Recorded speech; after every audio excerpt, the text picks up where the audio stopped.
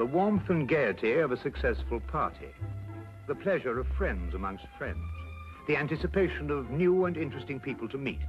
These are the elements of an enjoyable evening. These are often the memorable occasions in life. This is a story that started at a party, gay, joyous, festive. This is a story of a party that ended with fear and horror. It was a cry for help Sherlock Holmes will never forget. It was a lovely party. Wonderful party, Janet.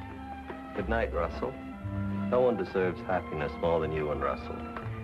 Thank you, John. Good night. Wish that John were just one half as attentive as Russell. If you ever want to get rid of him, send him to me. Good night, Louisa. Good night. Good night. Oh, I love them all. But is it unkind of me to say that I'm glad we're finally alone? Not unkind at all.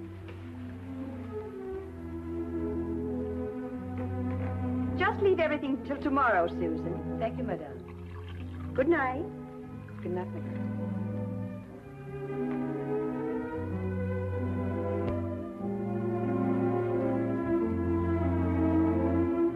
You've made me very happy this evening, darling. I really am the luckiest woman in the whole world. Our first anniversary. I wanted you to be happy this year. It couldn't be any other way with you. It might have been. Impossible. There may be a deep and dark side to my nature. Of course there is, darling. All interesting men have dark sides to their natures. Possibly even black. Oh, most certainly black. I'm a murderer. Of course you are. More than once. Innumerable times, I'm sure. 7 times. And are you going to murder 7 times again? Once again. Anyone I know? You? Oh, wonderful. And will you give me warning? I'm giving you warning. Will you kill me with kindness? No. Like this. Russell! Russell! Russell, you're hurting me. Russell, whatever came over you? I told you, my darling. Tomorrow, at exactly 9 o'clock, I will strangle you as I have strangled 7 before.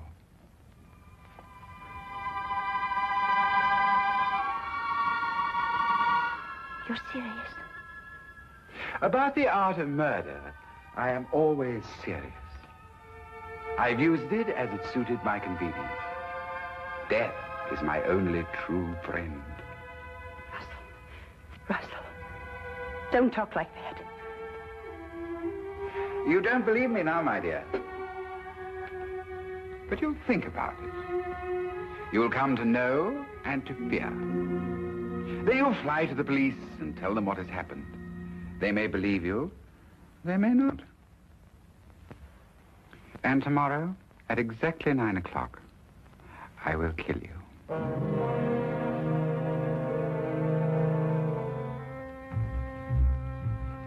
Good night, my dear.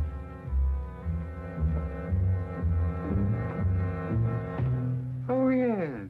Happy anniversary, my dear.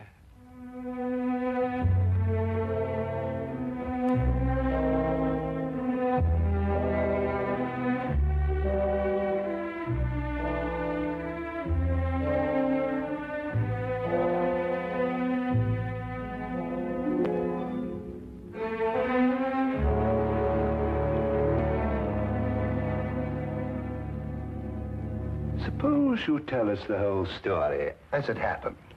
It might be easier that way. Of course. I'm Mrs. Russell Partridge. Your husband's the art collector? That's right.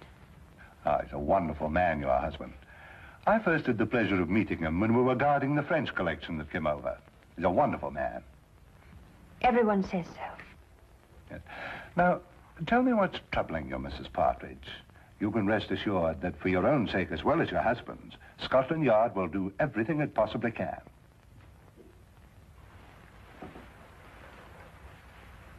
It was nothing.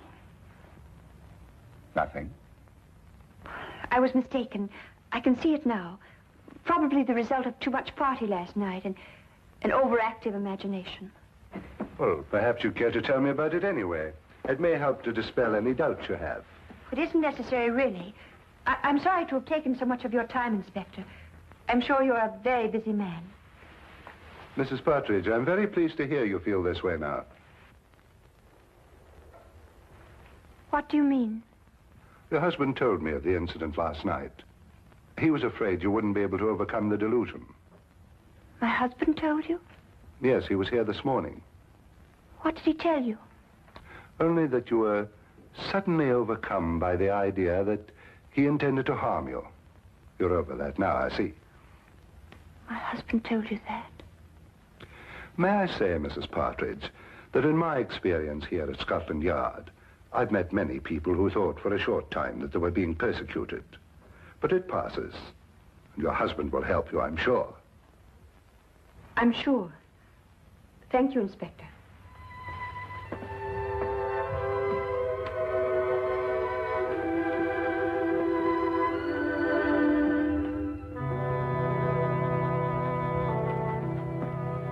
Well, what do you make of that, sir? Follow, Wilkins. Very good, sir.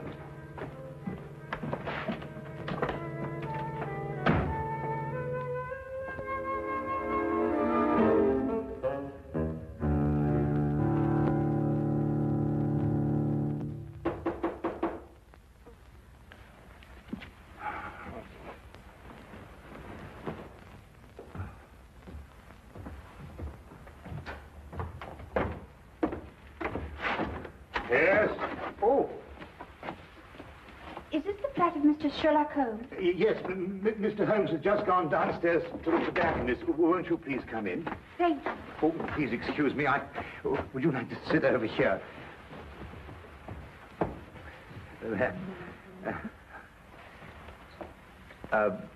Would you care for anything? I have some fresh tea made.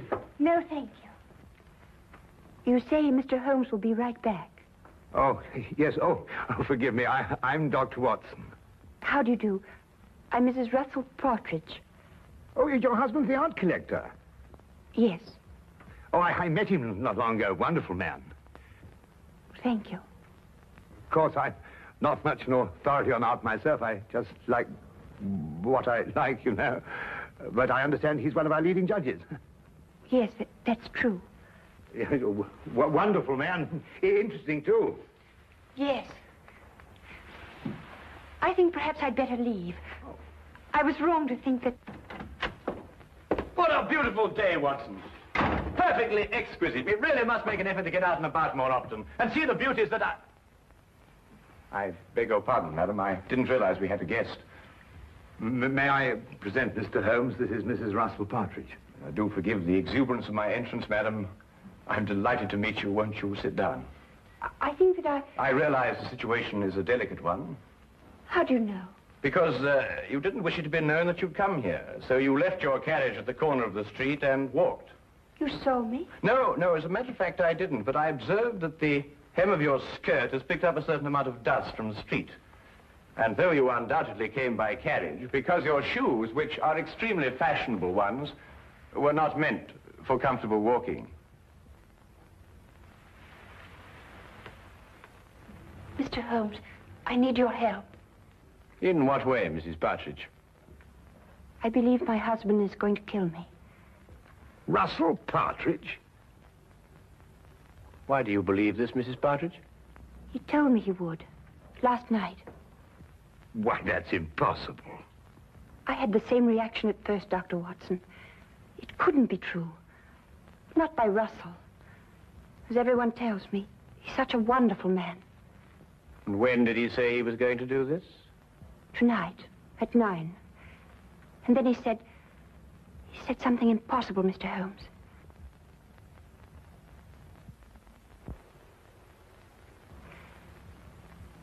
He said, would be the 8th.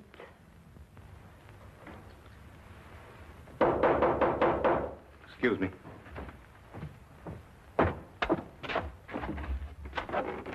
Hello, Inspector. What do I do for you? Hello, Dr. Watson. I want to speak to Mrs. Partridge. How do you know she's here? I had her followed from Scotland Yard. Oh, I see. I'm sorry to have to do this, Mrs. Partridge, but I was afraid you might still think you were in danger. I see now that you do. I'm sorry. But Lestrade, Mrs. Partridge has just told us that her husband is going to kill her tonight at 9 o'clock. Mr. Partridge came to the yard this morning to tell me that his wife was going to call on me. How did he know? He said you told him you were going to call. That's not true. I decided to do it this morning. It was 10 o'clock, I remember. Mrs. Partridge, at 10 o'clock, your husband was still sitting in my office. Mr. Holmes, I don't understand. I don't understand how Russell knew I would go to see Inspector Lestrade. I swear I never told him. Everything I told you is true, exactly as it happened. Do you believe that?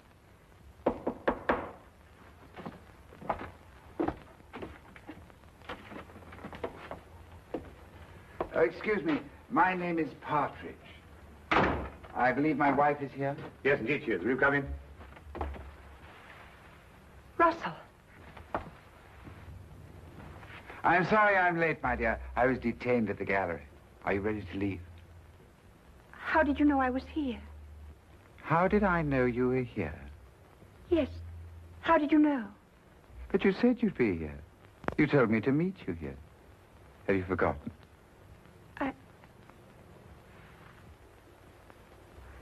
I must have forgotten. Excuse me. Forgive me for interrupting you, gentlemen, and thank you for any consideration you may have shown my wife. Good day. Good day.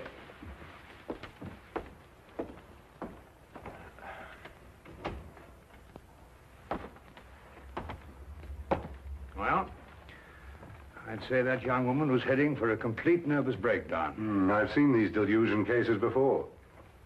A very interesting man, and a very distinctive one. When I went down to the tobacconist, I wondered why he was standing at the corner of the street, watching this flat so intently. And now I think I know why. Yes, indeed, a very, very interesting man.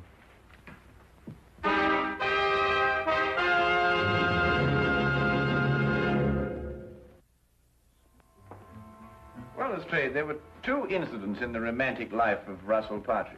In the first case, his fiancée ran off with another man and was never seen again.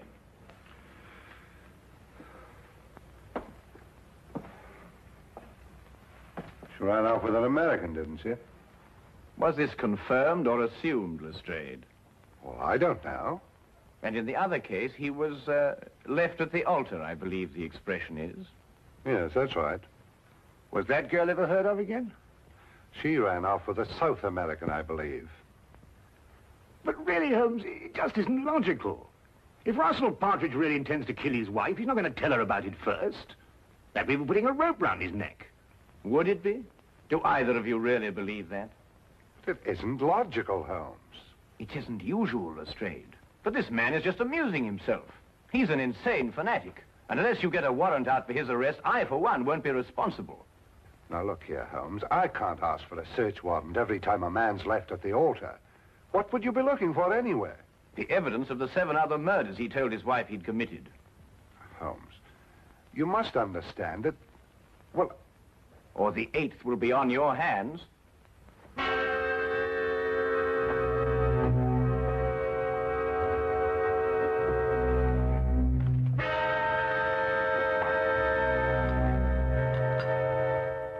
Going completely against his own judgment, Lestrade had the search warrant issued, and Scotland Yard entered the Partridge house and searched with the thoroughness and efficiency that only that organization was capable of. From basement to attic, no wall, no object was left without meticulous examination. Holmes directed the entire investigation. I have never seen him so intense, so insistent, and at the end, so completely frustrated. If Partridge was the criminal Holmes believed, there was no question he had won.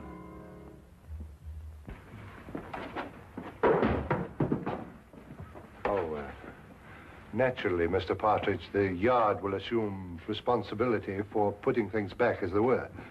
Thank you, Inspector. I do hope you'll forgive us bursting in like this. It's, Mr. Holmes who... I understand Mr. Holmes very well. I suppose I'd feel the same way, under the circumstances.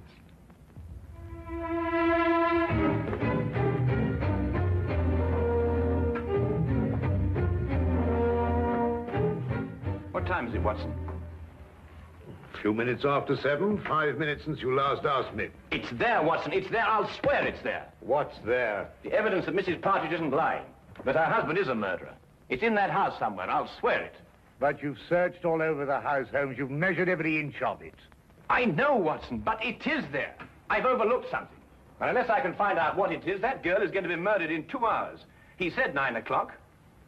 Even if he intends to murder the girl, he doesn't have to do it on schedule. But he does. That's part of his disease. That man works like a clock.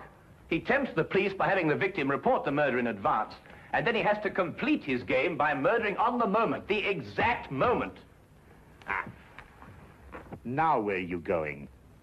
Out. That I can see, but where? For a walk. We believe we searched every inch of that house. Now I've got to find the one place that I missed.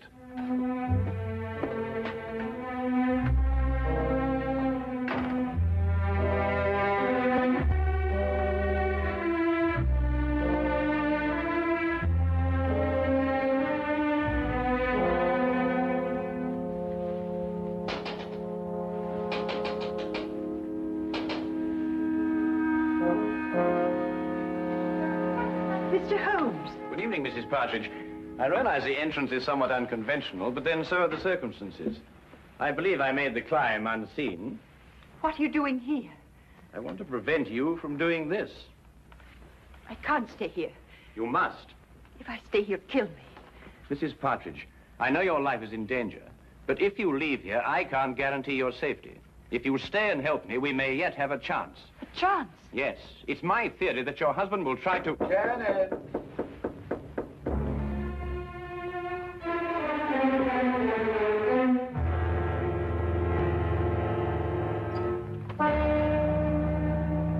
Hello, my dear.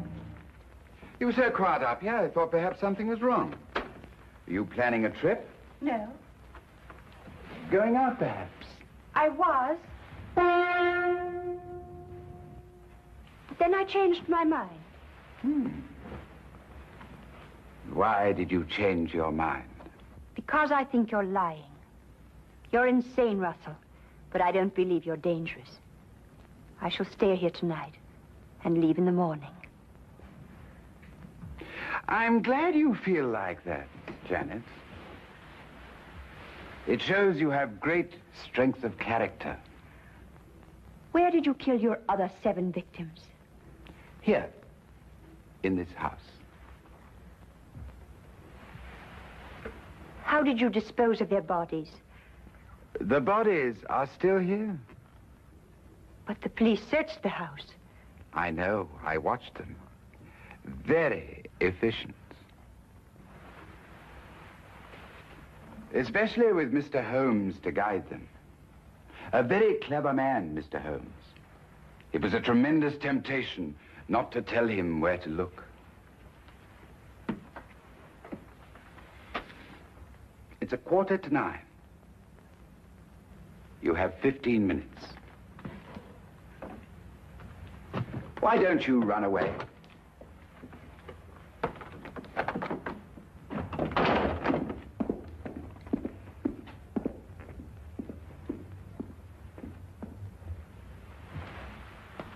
Very well done indeed, Mrs. Partridge. I must apologize for the oversight. What do we do now? Now we wait.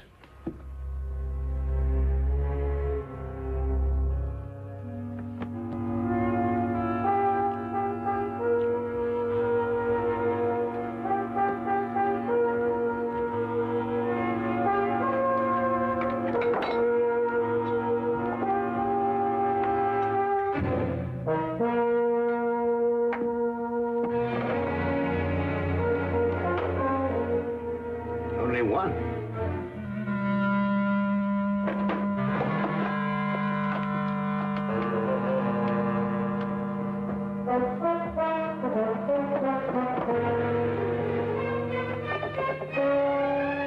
Holmes.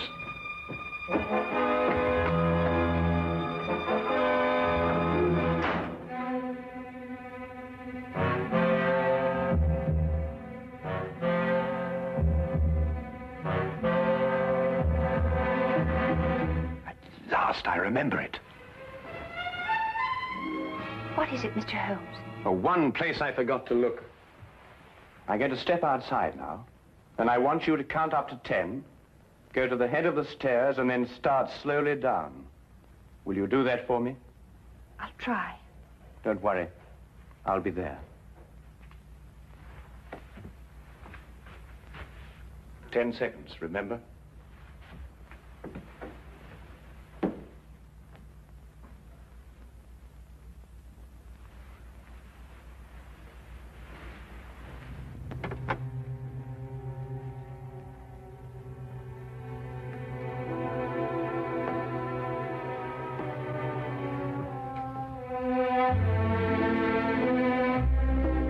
I admire your courage, Janet.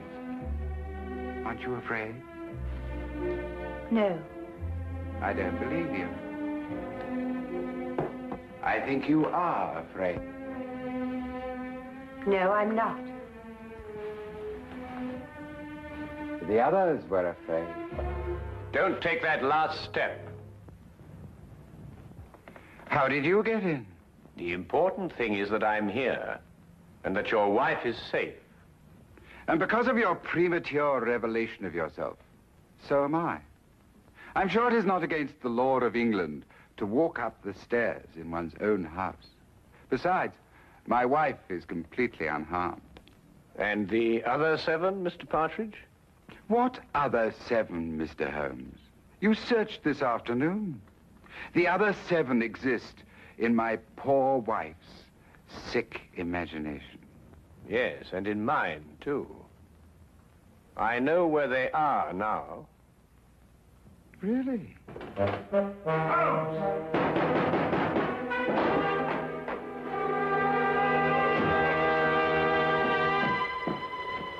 What's happened? Get the poker from the fire, Watson.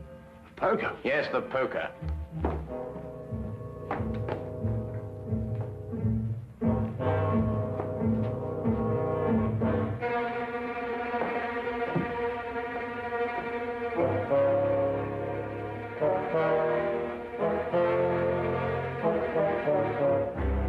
I imagine there is a way of opening your unique coffin, Mr. Partridge. And if not, Dr. Watson here is more than capable of breaking it open.